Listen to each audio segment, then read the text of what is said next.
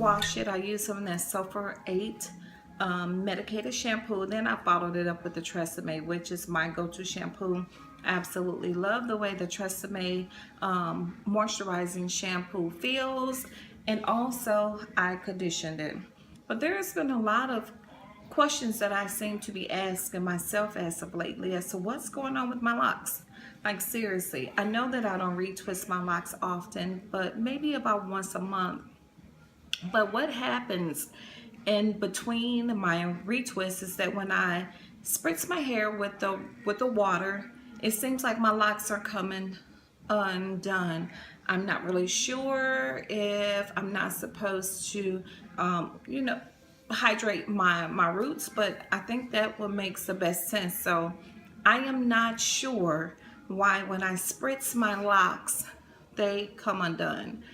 It doesn't really matter what time of the month I do them. Like if I go and retwist my hair and I start spritzing my hair with the water, a couple days later it's like they just puff up. So maybe it's because I'm not leaving the clamps on my hair long enough, because literally when I wash my hair and I do a retwist, I put the clamps on my hair just really long enough to move to another section. By the time I'm finished retwisting the last one, I take the clamps out. I do not know if they're supposed to stay in longer. When I go visit the loctician and have my locks analyzed, they always put me under the dryer. I really don't care for the heat in my head. It burns my scalp. So when I'm at home retwisting my hair, I do not use a dryer. I just let my locks air dry. So I typically wash them early enough in the morning, so by the time I go to bed that they're completely dry. Well, my hair is not so long where I'm going to sleep with a wet head. So this time I will not be retwisting my hair, and the reason why is because my locks already started with very small parts. You know, my locks were formed from a twist out. Originally I got them done, I took the two strands apart, and the results of the two strands became the results of my locks. So I ended up with a bunch of little bitty locks in my hair.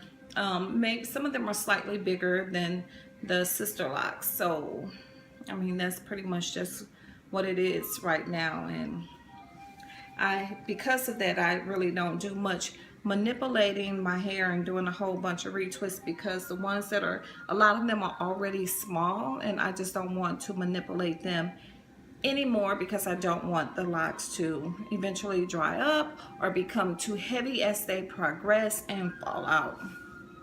So another thing that has been going on with me that I don't know why it is happening. You know, my hair began to bud really early in my lock journey. My locks were budding by maybe month 1, going into the 2nd month, and I do have those videos at the bottom. Well, in my videos you will be able to see that. So what I'm curious about is, as I search the YouTube channels and their lock journey, we all began to talk about the whole budding process. But what I want to know is, you see this budding here? Does the budding continue to come down to the root of the hair, or is this from here to here going to be the size of my locks? I honestly thought that the budding starts like at the middle and then it goes like north and south on it. So I'm not really sure if the budding started going down. If it started, I can't remember if it actually started at the tip. Well, I know some of them did, and if it will continue over time as my locks begin to mature, which they are pretty mature, if the budding will spread down to the root of my locks, and my locks, which are this size at the ends, if it will continue to progress and get bigger towards the roots. So that is my question. I do not know why at 2 days away from 15 months that it has not gone down that far just yet. When I did my locks, you know, when I took them down, they were very small, and I was okay with that because I knew I strongly felt like once the budding process began that my locks will be thick enough and they would kind of be at the size that I wanted them to be. And I know my parts are small enough. They're small, but they are big enough to accommodate bigger locks.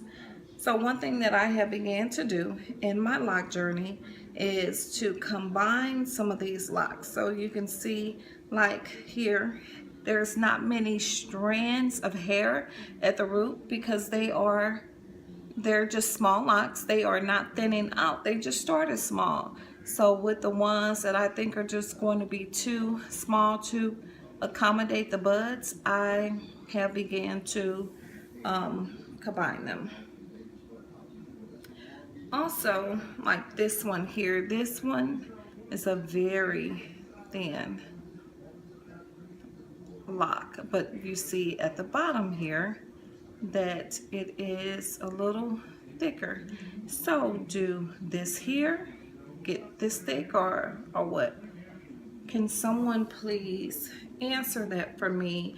And also, if you have an answer, can you tell me approximately what month that happened for you, or what month that happened for the person that you know, because I'm extremely curious. Also, friends, I probably told you about a month or so ago, I put some color in my hair. I just did it around the perimeters of my locks, and when I say perimeter, I mean the sides, maybe the side 2 or 3 rows and the bottom 2 or 3 rows. Originally, I did not think that it'd take, but I swore not to do it again, only because the dye pretty much never really takes on my hair, and I'm okay with just having black hair. I'm definitely okay with that. So because it didn't take to become the color that I thought that it would, I just decided not to do it again. This is one of the locks that I combined really early on. It was smaller, and this is 2 locks. And I like that size here. I really like that size. So I know that I'm not putting any developer on my hair. I have no plans to do it. I really did want it lighter, but maybe there will be something else that I can do towards the summer months. I have been noticing a lot of really, really cool styles, but for me, the main thing is that for me and during this lock journey is just to make sure that my locks are healthy. I have no time to be losing any locks. I don't have time for that. I did add a little lock jewelry. This one here, I think I spoke about that on my previous video. And also I have a little shell back here that's hanging on. So, oh, my niece gave this one to me, and it seems to be cool. I placed them where there's like the peekaboo effect, that you can really only see them when there's movement. I love the way a lot of YouTubers and lockers, how their hair looks with the lock jewelry on it, but I just don't want to do too much to mine. So I'm not really sure if you can see any of the color. I'm just going to turn around. I had another lock jewelry back here somewhere. Maybe it fell out during my wash and condition process. For some reason, that particular lock jewelry I can hardly ever find. Yeah, I had 3 pieces, but nevertheless, let's just take a look at these locks. So this is it. After I washed and shampooed, shampooed and conditioned my hair, what I did was went in and just put the castor oil. I parted my hair up, and I just poured some of the castor oil around, because, you know, African American hair grows out, so the oils go down, and that probably explains why the locks on the sides here are a lot thicker. Maybe because when I put the oils in my hair, like new growth is always really thick around here, and I think that's where it grows best. Again, I think it's because when I put the oils in that it tends to go down, where like at the crown of my hair, maybe I need to figure that out. But this is also, maybe it's not getting as much moisture as it should. But again, this is also the place where I have the problems with the dryness, the itchiness, and my locks always seem to grow away from my locks. So it always seems like I have a lot of extra hair, but I don't do anything to it until I go to retwist it for that month. I just incorporate it back into the locks. So this is it. Hopefully I'm close enough so that you'll be able to see.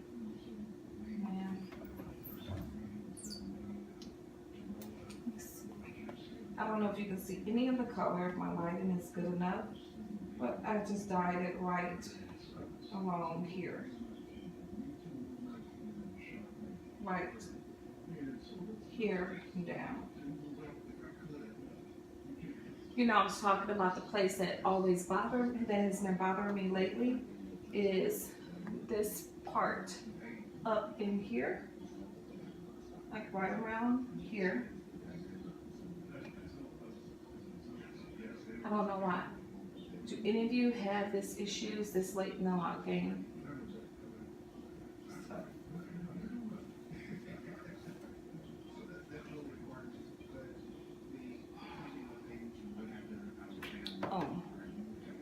And that color is also right down here.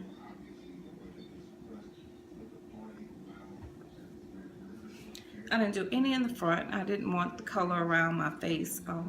Didn't really know how it would turn out. So because it was just an experiment, and some people say, depending on how I move and the light, they can actually see it. So I'm really excited about that. I'm not really sure, but even if they can't, I'm okay with it. You know, like I said, I was just experimenting, and I won't be dyeing my hair again.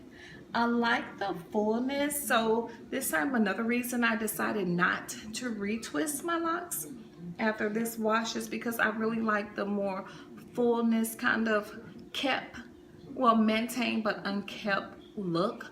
Like I really don't have to see my parts, you know. I don't really like to have to see my scalp. I'm okay with not doing that, and I can definitely wait until until my next retwist to see some scalp and to kind of analyze the growth. But